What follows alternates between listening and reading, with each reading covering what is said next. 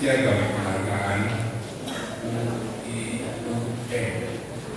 IIUN Integritas Pelaksanaan Ujian Nasional Terbaik Tingkat Nasional kepada dua sekolah di Aceh Tengah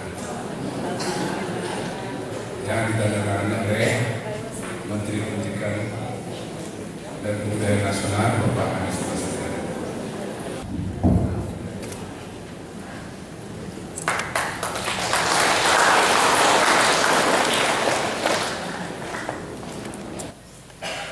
Sebagai aparat yang ditugasi oleh negara di bidang sektor pendidikan, maju mundurnya atau rendah atau tingginya kualitas pendidikan di Aceh Tengah ini tergantung kepada kita yang berada di luar.